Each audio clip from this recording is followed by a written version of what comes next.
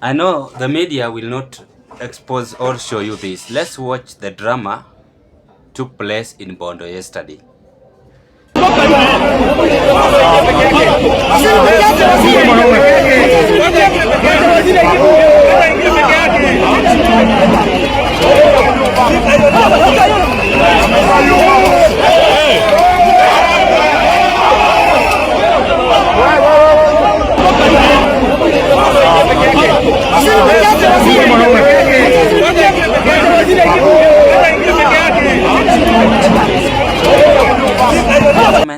And I want us to have a candid discussion on this. But before I carry on, pleasure to meet you once again. And if you are first-time viewer watching me in this broadcast and having interest to proceed with this kind of political discussion, I request to kindly do me a favor. Take a 1 second, click that notification bell and subscribe to our YouTube channel. Like my video, share them to your friends, family and relatives. Now, one thing I've realized is that when people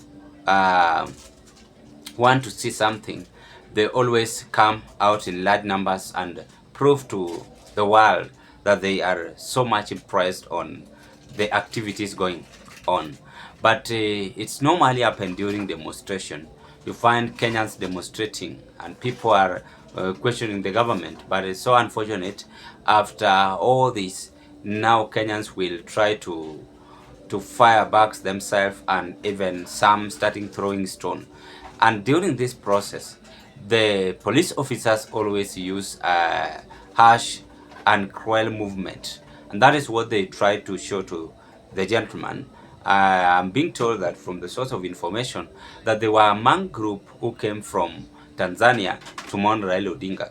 Now, I think it was not preferable to follow that path. Remember, the place where they were, people are mourning, people are sad. As much as we celebrate the life of Raila Odinga, the late, now people were expecting much to be done with a lot of respect. And when it's time turned now to view the body, it was somehow blocked, his clothes were torn.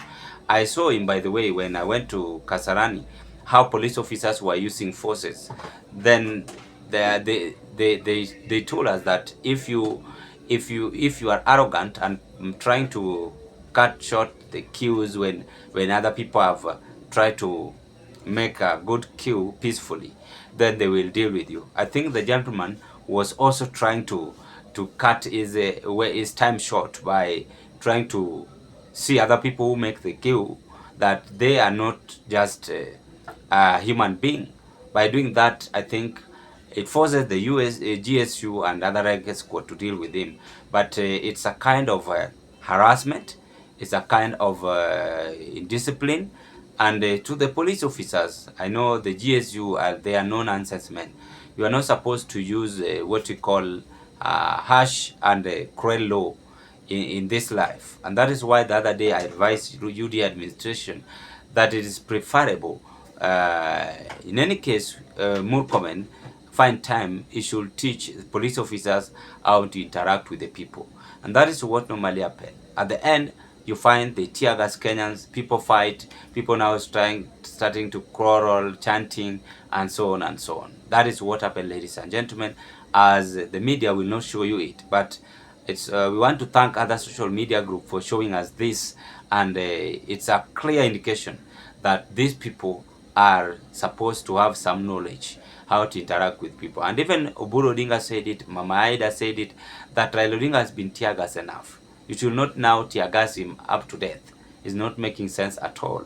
Ladies and gentlemen, what are your take? I rest my case at this point, and I wish you all the best. Thank you so much for your continued support.